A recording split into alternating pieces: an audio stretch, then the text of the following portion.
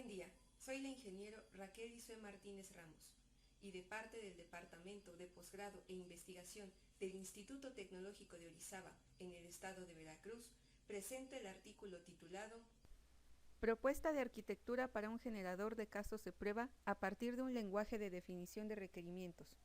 A lo largo de la presentación iré tocando cada uno de los puntos expuestos en pantalla.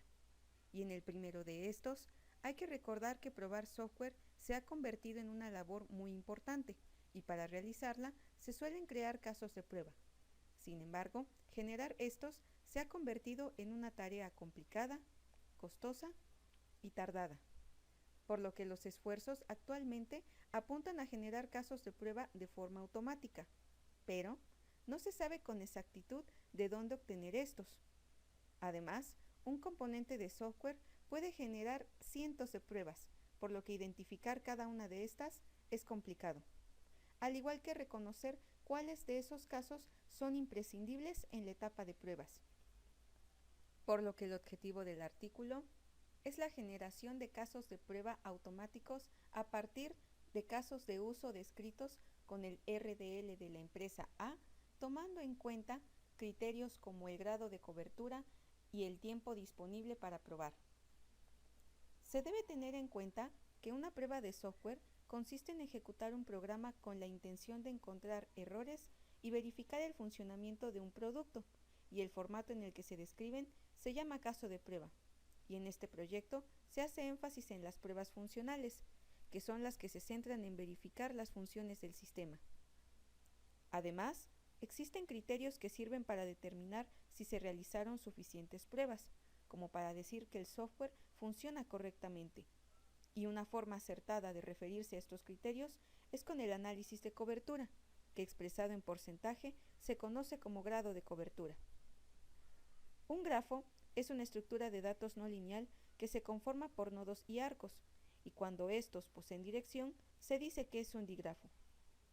Usualmente, para describir los requerimientos del software se usa el lenguaje natural, por lo que hay más posibilidad de introducir errores en los casos de prueba, por lo que como medida para este problema se propone el uso de un RDL, ya que este permite representar estandarizadamente las características deseadas de un software.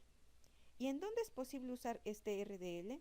Pues en los casos de uso, que son unidades coherentes del funcionamiento del sistema. ¿Cuál es el proceso de la herramienta generadora de casos de prueba? El punto de partida son casos de uso descritos con el RDL de la empresa en formato JSON, que sumados a las condiciones que dictamine el usuario, como pueden ser el grado de cobertura, el tiempo disponible para probar o un conjunto específico de escenarios, se forma la entrada del proceso. Luego pasamos al traductor, que es donde se procesa la entrada para crear un digrafo. Este contempla los pasos del caso de uso, por lo que los caminos reconocibles en este son correspondientes a los escenarios principales, alternos y de excepción.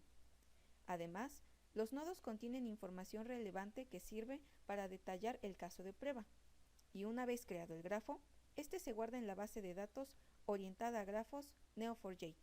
Y hay que destacar que desde la misma base es posible obtener los caminos que pueden formarse al recorrer los nodos existentes entre un inicio y un fin específico.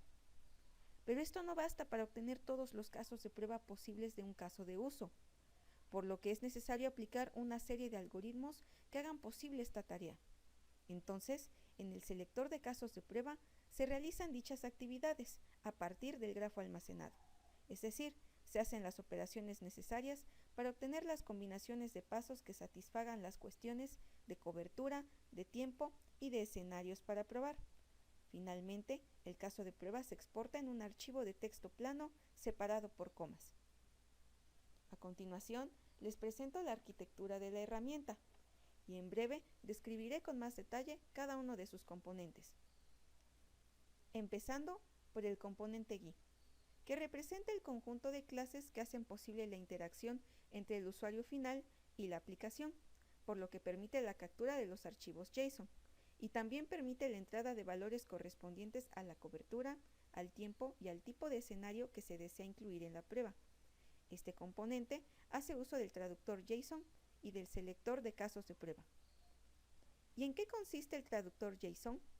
Bien, se compone del procesador de pruebas funcionales e integrales y se auxilia de Xten como lenguaje de programación y de Neo4j como base de datos. El traductor toma los objetos incluidos en las cadenas JSON para transformarlos en nodos del grafo. También hace uso de un componente de configuración, que es donde se incluyen ajustes relacionados al sistema, como el idioma. Luego está el selector de casos de prueba, que es el encargado de obtener los pasos relacionados a partir del que se generará el caso de prueba. Esto se hace gracias a los componentes que lo conforman. Primero está el priorizador de casos de prueba, que ordena las mismas con respecto a una prioridad. Esta se determina con respecto a la cercanía de un caso de prueba, con el flujo principal del caso de uso. Y una vez identificado este conjunto priorizado, el selector por cobertura y el de tiempo aplican los algoritmos correspondientes para obtener casos de prueba con respecto a un grado de cobertura o a un tiempo límite para probar. Luego tenemos el selector por tipo, que no toma en cuenta el conjunto priorizado, pero se comporta como los otros dos selectores, ya que obtiene pruebas directamente de la base de datos con respecto a un tipo de escenario del caso de uso, como el principal, el alterno o el de excepción. Por lo tanto, también hace uso del componente de configuración y de la base de datos Neo4j. ¿Cuáles fueron los resultados del trabajo? Para demostrar la utilidad de la arquitectura, se desarrolló un generador de casos de prueba. La primera versión únicamente producía pruebas para el escenario principal del caso de uso, pero esto demostró la eficacia de la arquitectura, por lo que se trabajó en conjunto con la empresa A en una actualización del software. La empresa calificó de eficaz y certera la implementación de la arquitectura. Y obtenemos nuestras conclusiones y recomendaciones. Gracias al RDL de la empresa, fue posible eliminar los errores que se insertaban en las pruebas finales si se hubiera usado un lenguaje natural. El uso de un grafo también permitió obtener pruebas con respecto a un grado de cobertura, a un tiempo y a un escenario en específico. Por lo tanto, la implementación de la arquitectura en el generador de casos de prueba hizo posible demostrar su funcionalidad en la industria del sector privado. Gracias a la colaboración con la empresa A, se lograron plantear nuevos objetivos para el alcance del proyecto, por lo que en el trabajo a futuro hay que cumplir dichos alcances en beneficio de la empresa. Eso ha sido todo de mi parte. Gracias por su atención.